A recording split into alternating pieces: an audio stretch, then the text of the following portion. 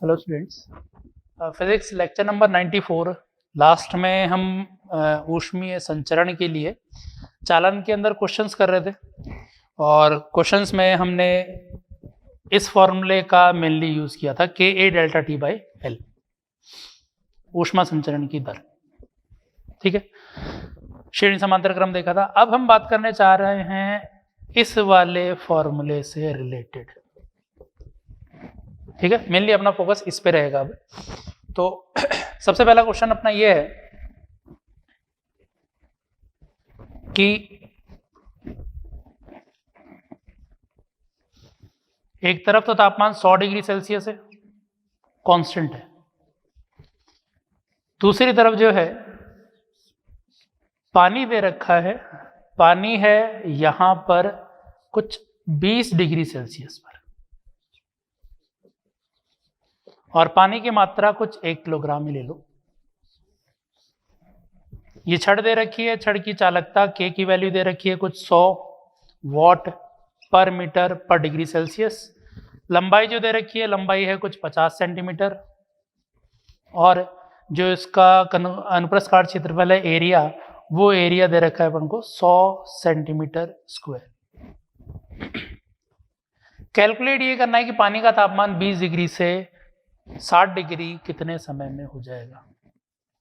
तो पानी का तापमान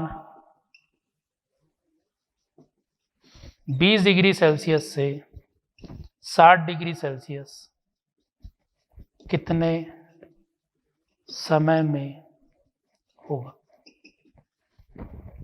ये कैलकुलेट करना है अपन को। यहाँ पे एक चीज और मान रहे हैं कि यहाँ पर ये जो छड़ है इसकी विशिष्ट ऊष्मा बहुत कम है, नगण्य है। विशिष्ट ऊष्मा नगण्य का मतलब हम ये बोलना चाह रहे हैं Q बराबर mS डेल्टा टी। विशिष्ट ऊष्मा नगण्य है, नगण्य है मतलब जैसे ही थोड़ी बहुत भी ऊष्मा मिलेगी अपने आप तापमान बढ़ जाएगा। तो मतलब खुद ऊष्मा तापमान बढ़ाने के लिए ना के बराबर ले रहा है। तो जो भी ऊष्मा इधर से ले रहा है पूरी की पूरी इधर भेज रहा है और किसी तरह का रेडिएशन हम नहीं मान रहे। ठीक है ना, तो ये अपने अजम्पशंस है कि ऊष्मा संचरण केवल चालन के द्वारा हो रहा है और छड़ खुद का तापमान बढ़ाने के लिए ऊष्मा नहीं ले रहा है। अब होगा क्या कि एक तरफ से दूसरी तरफ ऊष्मा प्रवाहित होती हुई आएगी। ठीक है, एक हिस्से से दूसरे हिस्से की तरफ ऊष्मा प्रवाहित हो रही है। अब इस ऊष्मा प्रवाह की जो दर है dq बाई डी टी बराबर K A D T by D L, ये तो है बेसिक। लेकिन क्या ये लगा सकते हैं, क्योंकि ये तो लगा सकते हैं, ये तो जनरल है, लेकिन क्या ये वाला फॉर्मूला लग जाएगा अपना? अगर ये लग जाएगा तो ये कैलकुलेशन क्यों करनी है, ये D T by D L क्यों लिखना है, ये लिख देंगे। तो जरा देखो, ऊष्मा संचरण की दर के कांस्टेंट है पूरे छड़ का, ए भी कांस्टेंट है पूरे छड़ का हर एक जगह। Delta T by L, delta T क्या है? तापमान में अंतर शुरुआत में है 80, लास्ट में जब ये 60 हो जाएगा, ये 100 हो जाएगा, तो लास्ट में अंतर आ जाएगा 40 का। तो 80 से 40 ये अंतर बदल रहा है, लंबाई इसकी कांस्टेंट है। तो ये वेरिएबल है, लेकिन यहाँ पर तापमान के साथ ये वेरिएबल नहीं चेक करें, हम चेक करें कि दूरी के साथ ये बदलता है कि नहीं बदलता। इनमें से वैल्यू समय के साथ साथ बदलता हुआ हो सकता है, लेकिन दूरी के साथ बदलाव है कि नहीं है वो चीजें देखनी है। तो यहां पर दूरी के साथ इनमें से कोई चीज नहीं बदल रही है, डेल्टा टी पूरा तापमान में अंतर है। तो ये जो चीजें हैं मेनली इन पे फोकस करो। के और ए जो है वो दूरी के साथ नहीं बदल रहे, इसलिए ये भी लिखोगे तो भी कन्वर्ट होके यही आना है। बात समझ में आई? तो इसलिए यहां पर हम फॉर्मूला ये यूज कर रहे हैं, dq बाई डी टी बराबर K A delta T by L. इसकी अभी जरूरत नहीं पड़ रही है। अब वो जो डेल्टा टी है वो समय के साथ बदलता हुआ है, तो समय के साथ बाद में देखेंगे, हम तो किसी एक पर्टिकुलर समय पे देख रहे हैं। किसी समय टी पर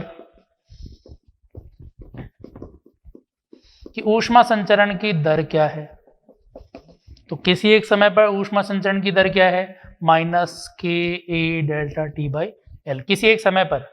और उस समय पर तापमान जो पानी का मान रखा है वो T डिग्री सेल्सियस ले लिया।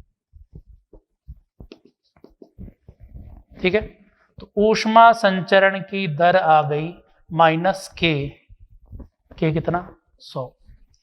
ए 100 सेंटीमीटर स्क्वायर है, सेंटीमीटर तो ये होता स्क्वायर, ये सॉरी स्क्वायर के लिए 4 हो गया, ये मीटर क्यूब में मीटर स्क्वायर में बदले के ए लिखा, डेल्टा टी 100 माइनस टी लिखा, क्योंकि हम किसी भी जनरल समय की बात कर रहे हैं, शुरुआत और आखिरी की बात नहीं करेंगे। ये नहीं कि शुरुआत में डेल्टा ये निकाल लिया और उसको ही काम में ले लिया, क्योंकि डेल्टा टी हर समय पर बदलता हुआ है, तो किसी भी जनरल समय पे लिखना पड़ेगा अपन को। तो ये लिखा बाई एल था, एल की वैल्यू है 0.5, 50 सेंटीमीटर था। तो ऊष्मा संचरण की दर जो आ गई 100 तो पूरा कैंसिल कर दो, है ना, ये दोनों, और 0.5 को 1/2 लिखेंगे, 2 ऊपर आ जाएगा, -2, 100 माइनस, ये माइनस क्यों लिखा, नहीं था ये माइनस, ये सही है। तो ऊष्मा संचरण की दर क्या आ गई, तापमान पे निर्भर होती हुई आ गई, कि इधर का जैसा तापमान होगा वैसा ही होगा। तो किसी एक समय पर तो ऊष्मा संचरण की दर ये है, लेकिन अगले ही समय पर ऊष्मा संचरण की दर बदल जाएगी, क्योंकि अगले समय पर तापमान बदल जाएगा। अब हमें क्या निकालना है, कितना समय लगेगा, समय निकालना है। तो समय वाले पद को इधर ले जाओ,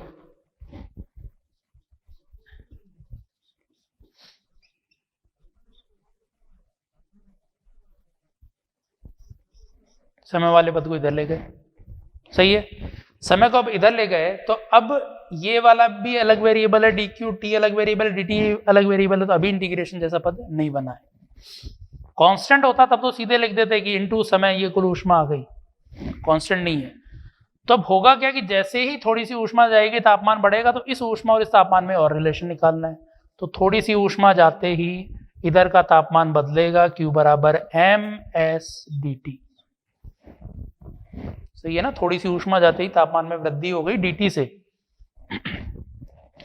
तो dq की वैल्यू रख दो, ms की वैल्यू रख दो पहले। तो m कितना है, 1 किलो। विशिष्ट ऊष्मा कितनी है पानी की, 1, लेकिन 1 क्या, कैलोरी पर ग्राम पर डिग्री सेल्सियस, इसको जूल में बदलना है। तो जूल में ये हो जाएगी 4200 जूल, बदल के देख लेना, या वैसे इकाई लिख दो एक बार, 1000 ग्राम, ये कितना, 1 कैलोरी, कैलोरी को जूल में बदल दिया, प्रति ग्राम डिग्री सेल्सियस, ग्राम में इसलिए छोड़ दिया, इधर से कट जाएगा, और ये आ गया dt। तो dq की वैल्यू आ गई, इसको गुणा करोगे तो वही 4200 ही आ गया। अब ग्राम ग्राम से कट गया, जूल में आ जाएगा, dt ये आ गया, सही है। तो ये तो हमने ऊष्मा संचरण की दर निकाली, ये निकाल ली कि ऊष्मा संचरित होगी तो होगा क्या, दूसरी तरफ तापमान कैसे बदलेगा। अब इसको रख दो इसमें, तो 4200 dt बाई dt बराबर 200 माइनस टी। अब हो गए दो ही वेरिएबल। तो जब भी इंटीग्रेशन में इस तरह से बन जाए, मतलब समीकरण में इस तरह से बन जाए कि dt दिख रहे हैं, दो अलग अलग वेरिएबल है, तो दोनों को अलग अलग ले जाओ। 4200 आधा कर दो, 2 से कट गया, इसलिए 2100 dt by T, dt by 100 minus T, इसको नीचे ले आए, बराबर इधर है गया dt। अब इंटीग्रेट कर दो, 1/t की जैसे है, t के साथ गुणा हो रहा है उसको भाग में ले आएंगे, तो t के साथ गुणा हो रहा है -1, -1 को भाग में ले जाओगे तो -1। फिर 1/t का इंटीग्रेशन होता है log 100 माइनस टी। फिर इसमें लिमिट रखेंगे कि शुरुआत में तापमान है 20, लास्ट में है 60, तो पहले अपर लिमिट लिखोगे 60, फिर लोअर लिमिट लिखोगे 20, ये ऐसे बदल जाएगा। तो 1/t का इंटीग्रेशन आ गया log t, फिर उसमें पहले अपर लिमिट लिखी log t1 minus log t2, तो log t1/t2 बन गया, सही है, 100 रहेगा साथ में उसके, और इधर dt का इंटीग्रेशन 0 से t में t बन गया। तो ये t की वैल्यू आ गई कितनी, 2100 माइनस का log, ये है 40, ये है 80, 1/2, 1/2 में माइनस हटा के log 2 बोल सकते हैं इसको, 1/2 माइनस log 1/2 log 2 होगा, ये लिख दिया। और ये समय किस में आया, सेकंड में। तो इतना टाइम लगेगा यहां से यहां ऊष्मा प्रवाहित होके जब ये 60 डिग्री तक पहुंच जाएगा, ठीक है। तो सबसे मेन यहाँ पे इंपॉर्टेंट चीज़ क्या थी, समझने के लिए चीज़ क्या थी, कैलकुलेशन समझने के लिए नहीं थी, समझने की चीज़ ये थी कि dq बाई dt बराबर k a delta t by l कब लगाते हैं, जब k और a कांस्टेंट होता है तो दूरी के साथ। चाहे ये बदल रहा हो चाहे ये बदल रहा हो, इनके बदलाव पे डिपेंड ही नहीं कर रहा, केवल ये दोनों कांस्टेंट होनी चाहिए। ये दोनों कांस्टेंट है तो ये फॉर्मूला लगा सकते हैं। ये फॉर्मूला तो जनरल है, ये ऐसा नहीं कि ये लगा सकते तो ये नहीं लगा सकते, ये तो लगा ही सकते हैं, लेकिन इसमें क्या कैलकुलेशन बढ़ जाती है अपनी, इसलिए ये लगा दिया। सही है, पहला चीज ये। फिर ये कि यहाँ पर ऊष्मा संचरित होगी तो ऊष्मा संचरित होने के कारण इसके तापमान में वृद्धि होगी, और वो जो dq ऊष्मा गई उससे आएगा क्या, msdt। तो dq को रिप्लेस कर दिया msdt से, क्योंकि यहाँ पे dt और t ये 3 वेरिएबल थे, 2 में चाहिए था, ये dq को रख दिया msdt। तो टेम्परेचर और टाइम 2 वेरिएबल था, आगे इंटीग्रेशन है। ठीक है, तो इस तरह से हम कैलकुलेट कर सकते हैं इसके अंदर। अगले पार्ट में बढ़ते हैं, नेक्स्ट क्वेश्चन।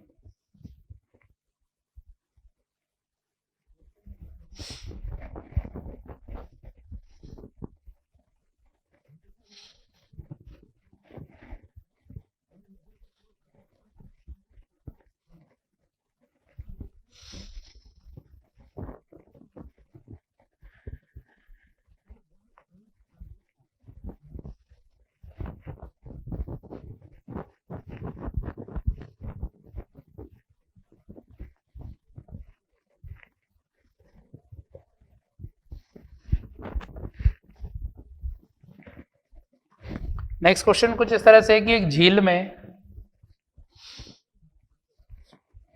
बर्फ जमती जा रही है। जमने का कारण ये है कि बाहर का तापमान कुछ कम है, -20 डिग्री सेल्सियस ले रहे हैं बाहर का तापमान। अब झील में बर्फ जम गई, कुछ नीचे पानी है। अब पानी नीचे, बर्फ ऊपर इसलिए है क्योंकि बर्फ का घनत्व जो है पानी की तुलना में थोड़ा कम है, क्योंकि पानी का अब नॉर्मल बर्फ जो है वो मतलब घनत्व कम है बर्फ का, पानी का घनत्व ज्यादा है, इसलिए बर्फ जो है वो इसके ऊपर आ रही है। और पानी का तापमान 0 से नीचे नहीं जाएगा, क्योंकि नीचे जाएगा तो बर्फ बनेगा, और जो भी बर्फ बनेगा वो ऊपर ही आता जाएगा, इसलिए बर्फ जो है वो हमेशा ऊपर ही जमती जाएगी। तो नीचे वाले हिस्से में हम ये मान रहे हैं कि तापमान 0 डिग्री सेल्सियस ही है, 0 से नीचे नहीं जाएगा इसका तापमान। वैसे एक्चुअल में तो 4 डिग्री रहेगा नीचे, क्योंकि 4 डिग्री के बाद ही थोड़ा थोड़ा घनत्व कम होता जाएगा और वो ऊपर आता जाएगा। तो 0 डिग्री सेल्सियस में मान रहे हैं इसको, पानी को। ये बर्फ है, ऊपर का तापमान 20 डिग्री सेल्सियस है। बर्फ की कुछ मोटाई जम चुकी है,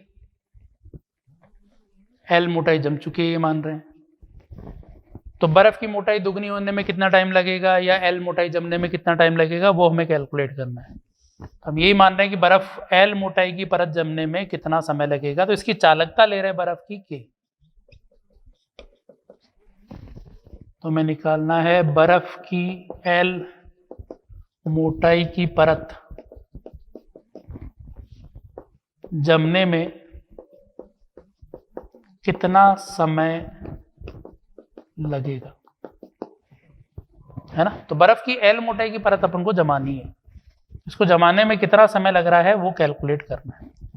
हो क्या रहा है, इधर का तापमान 0 है, इधर का 20 है, तो ऊष्मा यहां से यहां प्रवाहित होती जा रही है। ऊष्मा प्रवाहित होगी तो 0 डिग्री पे पानी है, ऊष्मा देते ही बर्फ में बदलेगा, बर्फ में जो भी बदलेगा वो परत जमेगी। तो हम ये मान रहे हैं कि ये कुछ जम चुका है पहले से और कुछ और जमने वाला है। y पहले से जम गया और जैसे ऊष्मा गई ये dy और जम गया। बात समझ में आ गई। तो dy हिस्सा जमा, मतलब dy हिस्से के अंदर से जो भी ऊष्मा गई वो बाहर चली गई और उसकी वजह से ये जम रहा है। इसकी मोटाई आएगी कुछ ना कुछ dy, मतलब इसका द्रव्यमान आएगा कुछ dm। तो वो dm और इस ऊष्मा में हमें रिलेशन निकालना है। तो देखो ऊष्मा संचरण की दर कितनी है। जनरल इसीलिए लिया है क्योंकि सीधा 0 भी नहीं ले सकते, 0 लेने पर ऊष्मा संचरण की दर अलग है। L मोटाई होगी तब ऊष्मा संचरण की दर अलग होगी, तो कोई जनरल हमने ले लिया। ऊष्मा संचरण की दर dq/dt बराबर k और a कांस्टेंट है क्या, तो पूरा बर्फ ही है जिसमें से ऊष्मा संचरित हो रही है, k कांस्टेंट है। a एरिया, झील का एरिया, तो ये जो dA मोटाई जम रही है इसके आधार पर तो यही माना है कि लगभग एरिया जो है झील का वो कांस्टेंट सा है, कोई ज्यादा परिवर्तन नहीं हो रहा है। तो एरिया भी कांस्टेंट है।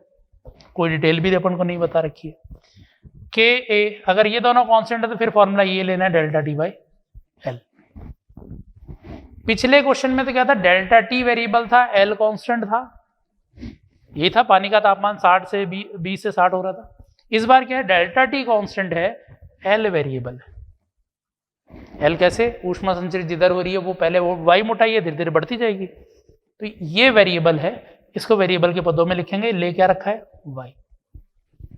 तो ये फॉर्मूला लिख रहे हैं, तो ऊष्मा संचरण की दर के ए डेल्टा टी, तापमान में अंतर कितने का 20 का, डेल्टा टी की फॉर्म में निकाल रहा हूं अभी लास्ट, क्योंकि सारी चीजें वेरिएबल ही है अपने पास, और इसको लिख दिया वाई। ठीक है, तो ऊष्मा संचरण की दर में ये पद तो कांस्टेंट रह गए तीनों, ये वेरिएबल रह गए, मतलब वाई के अनुसार बदलेगा।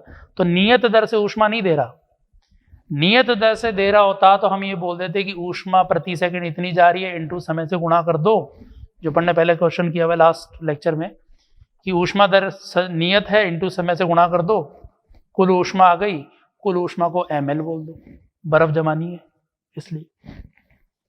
लेकिन क्या है कि दर कांस्टेंट नहीं है, इसलिए ये नहीं लिख सकते, तो हम छोटे से ऊष्मा जाने पर ही बात करेंगे। तो एक रिलेशन ये आ गया, दूसरा ऊष्मा संचरित होने पर,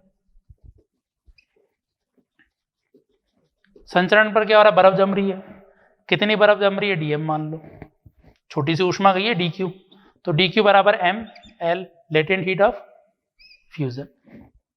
वैल्यू किन्हीं किन्हीं लिख रहा हूं, सारे जो कांस्टेंट है उनको बाद में देखेंगे, वैल्यू रख दिया इसके अंदर, तो रखने पे वैल्यू क्या आ गई, D M L F by D T बराबर K A delta T by Y. अब फिर से वही देखना है, वेरिएबल कितना है, द्रव्यमान बदलेगा, कुल द्रव्यमान बताना है, समय वेरिएबल है, ये constant constant constant, temperature constant, Y variable, 3 variable है। तो वाई को एम के पदों में या एम को वाई के पदों में लिख दो कि ये डीएम जो जमा है वो कितना है, घनत्व इनटू आयतन, आयतन क्या बोलेंगे, क्षेत्रफल इनटू लंबाई। तो ये जो छोटा सा हिस्सा डी वाई मोटाई का जमा है वो पूरे एरिया में जमा है, तो डी वाई इंटू एरिया पूरा आयतन हो गया, आयतन इंटू घनत्व द्रव्यमान हो गया, तो ये डीएम की जगह वैल्यू रख देंगे। आगे इधर लिख रहा हूं, तो डीएम की जगह वैल्यू लिख दी रो ए डी वाई बटा डी टी एल एफ बराबर K A delta T by Y. अब वेरिएबल क्या है, डी वाई है, ये कांस्टेंट कांस्टेंट, डी टी, दो वेरिएबल हो गए डी वाई और डी टी, एक हट गया, वाई एक तरफ ले जाओ, डी टी एक तरफ ले जाओ, और क्या क्या कांस्टेंट है, रो एल एफ। कैलकुलेट क्या करना है, समय निकालना है, तो इनको इधर ले जाओ फिर कांस्टेंट को, ये सारे कांस्टेंट, इधर रह गया केवल समय वाला पद, सही है, कांस्टेंट हो गए, वाई वाला पद हो गया, इधर समय वाला पद। अब इंटीग्रेट कर दो, तो परत की मोटाई किसी भी जनरल लिख रहा हूं पहले मैं, किसी भी L1 से L2 जमानी है, अगर 0 से जमानी है तो 0 से L1 लिख देंगे, दुगनी करनी है तो L से 2L लिख देंगे, जो भी करना है वो यहां से कैलकुलेट कर सकते हैं। इधर 0 से T लिख दूंगा मैं, तो यहां से ये कांस्टेंट आ गया पूरा, इधर इसका इंटीग्रेशन आ गया वाई स्क्वायर बाई 2, 2 इधर ले जाओ, वाई स्क्वायर की लिमिट रखेंगे तो अंतिम माइनस प्रारंभिक, और इधर आ जाएगा टी। तो इतना समय लगना है किसी L1 मोटाई से L2 होने में। तो हम बोल सकते हैं कि अगर 0 से है, प्रारंभिक अगर 0 है, L1 बराबर 0 है, तो हम बोल सकते हैं कि टी समय जो लगेगा वो मोटाई के वर्ग के समानुपाती है। तो मेन ये चीज अपने काम में आएगी कि टी मोटाई जमने में जो समय लगे, कोई एल मोटाई जमने में जो समय लगेगा वो मोटाई के वर्ग के समानुपाती है। मान लो क्वेश्चन में ये बोल दिया कि शुरुआत में 10 सेंटीमीटर जमने में समय लगा 1 घंटा, ठीक है, तो शुरुआत से 20 सेंटीमीटर जमने में कितना टाइम लगेगा, तो समय जो लगेगा वो मोटाई के वर्ग के समानुपाती होगा। ये लिखेंगे कि 1 घंटे में 10 सेंटीमीटर का स्क्वायर, टी समय में 20 का स्क्वायर के समानुपाती, तो ये 1/4 आ जाएगा, 4 इधर ले जाओगे, टी की वैल्यू आ जाएगी 4 आवर्स। तो शुरुआत से 10 सेंटीमीटर जमने में 1 घंटा लगा, तो शुरुआत से 20 सेंटीमीटर जमने में 4 घंटे लगे। लेकिन क्वेश्चन ऐसे पूछा होता है कि टी मोटाई हो रखी है, उससे दुगने होने में कितना टाइम लगेगा। तो 10 हो रखी है, 10 से 20 होने में कितना टाइम लगेगा। तो 10 से 20 होने में टाइम कितना लगा, 10 होने में 1 घंटा, 0 से 20 होने में 4 घंटे, तो 10 से 20 होने में 3 घंटे लग रहे।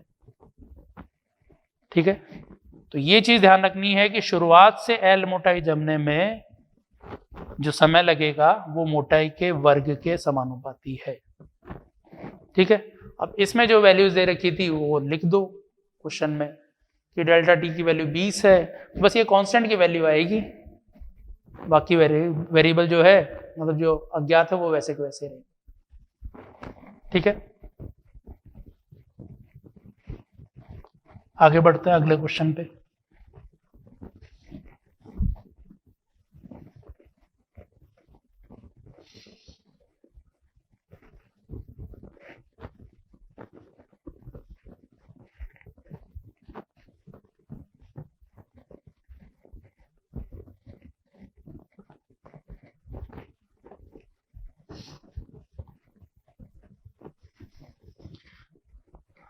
अगले क्वेश्चन में ऊष्मा संचरण की दर याद करनी है अपन को, मतलब dq/dt चाहिए। लेकिन सिचुएशन ऐसी है कि एक गोला है, उसके अंदर एक दूसरा खोखला गोला रखा हुआ था, दोनों के अंदर एक पदार्थ, दोनों के बीच में एक पदार्थ भर दिया। इसकी ऊष्मीय चालकता K है, अंदर वाले की त्रिज्या A, बाहर वाले की त्रिज्या B है। अब अंदर जो तापमान मेंटेन किया हुआ है वो T1 डिग्री सेल्सियस है, बाहर तापमान या अंदर T मेंटेन किया हुआ है, बाहर T plus delta T maintain किया हुआ है, या उल्टा कुछ भी किसी तरह से ले लो इनको। ये ऊष्मीय चालकता K, आंतरिक भाग की त्रिज्या A, बाह्य भाग की त्रिज्या B। ये है खोखले गोले,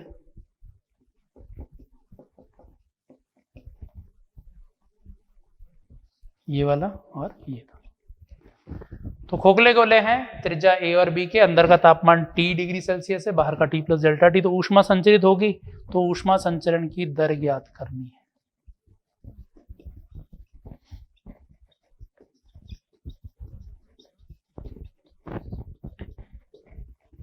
ये क्वेश्चन तो देखो, ऊष्मा संचरण की दर, ऊष्मा किधर से किधर जाएगी, बाहर का तापमान ज्यादा, अंदर का कम, तो बाहर से अंदर की ओर ऊष्मा प्रवाहित होती हुई आ रही होगी।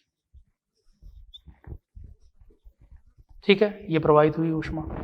तो ऊष्मा प्रवाह की दर हम लिखेंगे dq/dt बराबर KA डेल्टा T/L। लेकिन ये तो कब लिखते हैं, जब K और A कांस्टेंट हो। तो जरा K देखो, पूरे ऊष्मा संचरण के दौरान K कांस्टेंट है, K की वजह से तो कोई दिक्कत नहीं है। A, ऊष्मा बाहर से अंदर एंटर कर रही है, जिस हिस्से से एंटर करी है उसका क्षेत्रफल तो है 4πb², और आखिरी में जिसमें एंटर कर गई उसका एरिया है 4πa²। तो एरिया तो बदलता हुआ हो गया, फिर एरिया बदलता हो गया तो ये फॉर्मूला नहीं लगना है। फिर फॉर्मूला कौन सा लगाएंगे, -dt/dl। तो ये क्या था कि एक छोटे से dl मोटाई के हिस्से पर, इसमें तापमान में अंतर dt है और जिसका अनुप्रस्थ काट क्षेत्रफल a है, उसमें ऊष्मा संचरण की दर थी और ये पूरे से जा रही थी।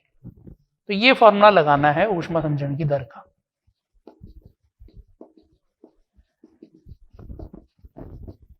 ठीक है, तो लगाते हैं जरा। तो करें क्या कि एक एलिमेंट लें छोटा सा, उसमें से ऊष्मा संचरण की दर लिखनी है। तो जब भी गोले के अंदर, ठोस गोले के अंदर एलिमेंट लेना हो तो हम खोखला गोला एलिमेंट लेते हैं। यहाँ पे भी वही करना है, हमें एलिमेंट लेना है खोखला गोला इसके अंदर।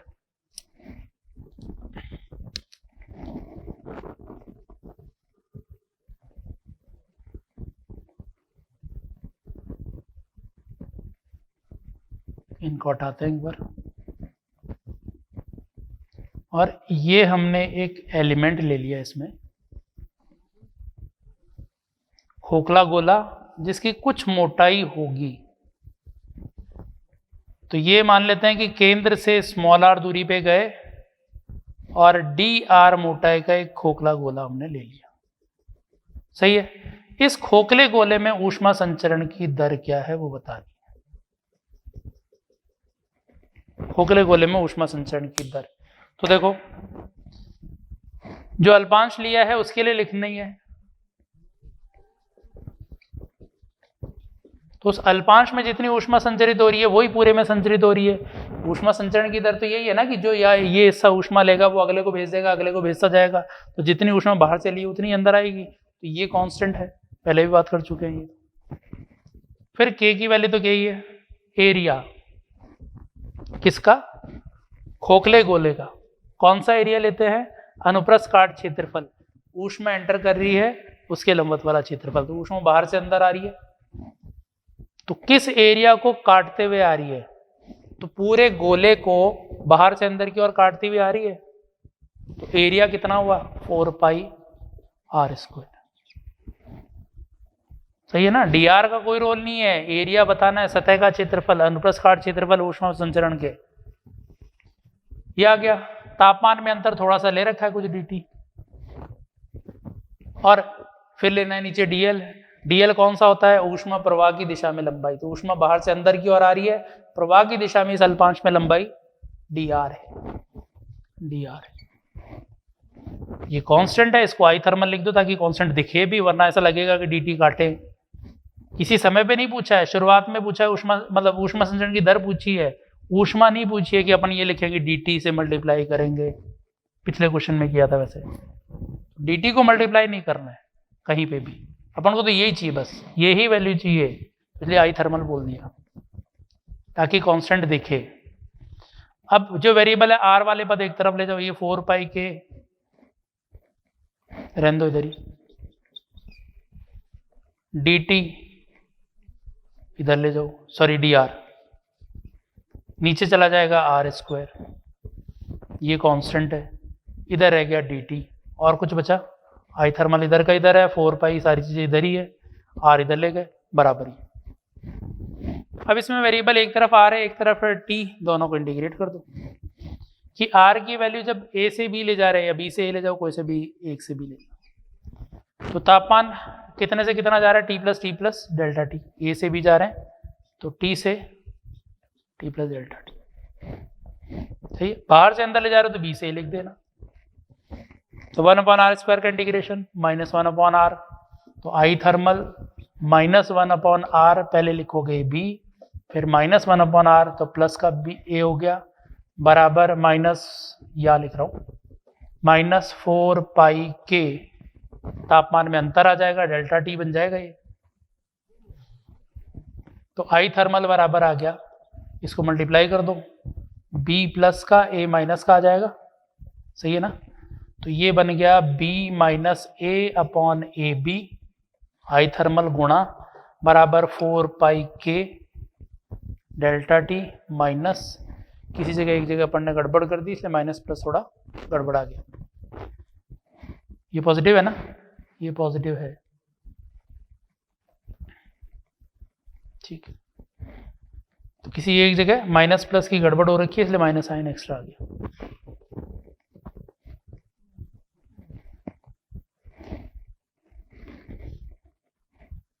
ऊष्मा संचरण ले रहे हैं अपन बाहर से अंदर की ओर, ठीक है ना, तो इसलिए यहां पर या तो इसको नेगेटिव लिखे, हटा दो एक नेगेटिव, नहीं आएगा इसमें, पॉजिटिव वैल्यू चाहिए अपन को आई थर्मल की, इसलिए मैंने वो नेगेटिव वाला साइन हटा दिया, तो आई थर्मल बराबर 4 पाई के या 4 पाई ए बी के delta T by B minus A, तो ये ऊष्मा संचरण की दर। अब देखो इसको याद रखने का तरीका क्या है, ऊष्मा संचरण की दर थी के A delta T by L, के की वैल्यू तो है, एरिया की जगह कितना आया 4 पाई ए बी, जबकि गोले का सरफेस एरिया होता है 4 पाई आर स्क्वायर, तो आर स्क्वायर की जगह क्या बन गया ए बी, दोनों त्रिज्याएं ले ली, तो 4 पाई ए बी एरिया की जगह बन गया डेल्टा टी एल, ऊष्मा प्रवाह की दिशा में लंबाई, लंबाई तो यही है ना ऊष्मा प्रवाह की दिशा में, B minus A, B minus A, तो इस तरह से हम इसको याद रख सकते हैं आई थर्मल को यहाँ पे। तो ये आया इस गोले के अंदर ऊष्मा संचरण की दर।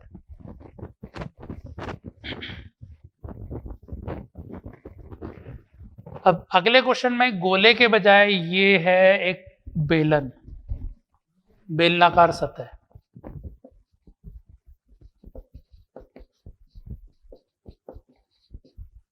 तो इस बेलनाकार सतह के लिए अपन को कैलकुलेट करना है ऊष्मा संचरण की दर। वही तापमान पहले की जैसे, सब कुछ वैसे ही है।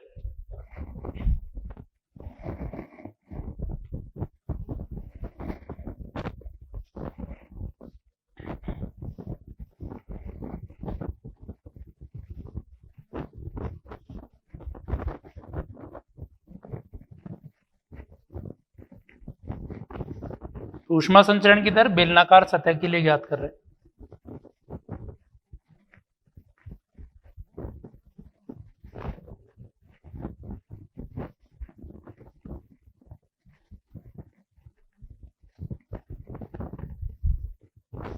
बेलनाकार सतह ही बना देते हैं।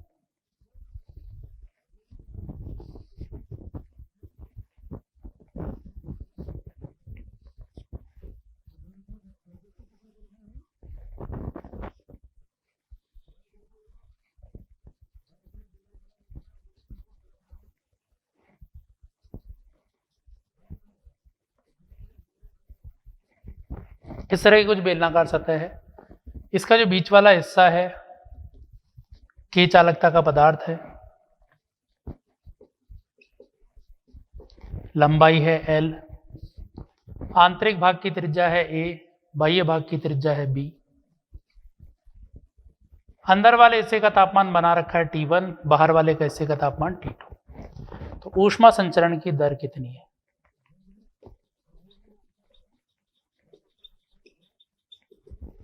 ठीक है, वो ज्ञात करनी है इसमें।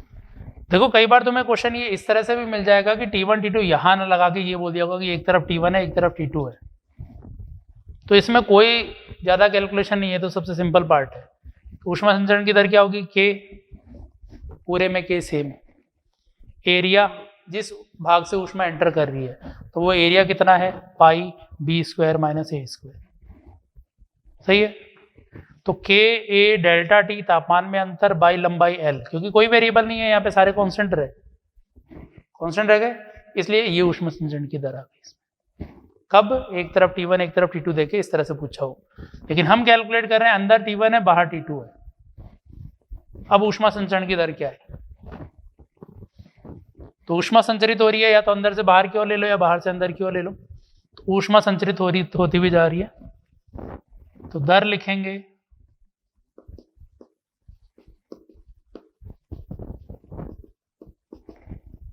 dq बाई dt बराबर K A delta T by L लिख देते, अगर ये कांस्टेंट है तो दोनों। के ऊष्मा संचरित हो रही है, उधर कांस्टेंट है के। एरिया कांस्टेंट नहीं है, अंदर वाले हिस्से से जब एंटर कर रही है तब एरिया है बेलन का, ये वाला सतह का area 2 pi R into L. ठीक है, 2 पाई ए इंटू एल से एंटर कर रही है, और जब बाहर निकल रही है तब एरिया है 2 पाई बी इंटू एल, बेलनाकार सतह का एरिया। तो एरिया वेरिएबल है इसलिए ये नहीं लिख सकते, लिखेंगे क्या? माइनस के A D T by D L. सही है। अब वैल्यूज लिखनी है तो एक छोटा सा हिस्सा लो, इसके अंदर अल्पांश लो।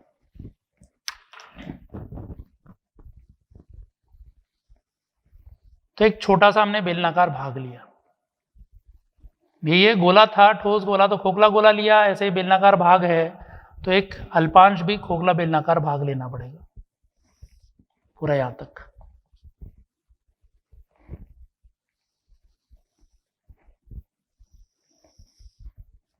सही है। अब इस हिस्से से ऊष्मा संचरण की दर हम लिख रहे हैं, इसकी त्रिज्या है r और मोटाई ली dr। तो लिख दें ऊष्मा संचरण की दर, ये तो कांस्टेंट होगी, जितनी ऊष्मा अंदर वाले हिस्से से लेगी उतना बाहर भेजेगी, ये बेलनाकार सतह। तो आई थर्मल बराबर माइनस के एरिया, जिस हिस्से से ऊष्मा एंटर कर रही है वो एरिया, अनुप्रस्थ काट क्षेत्रफल इसका।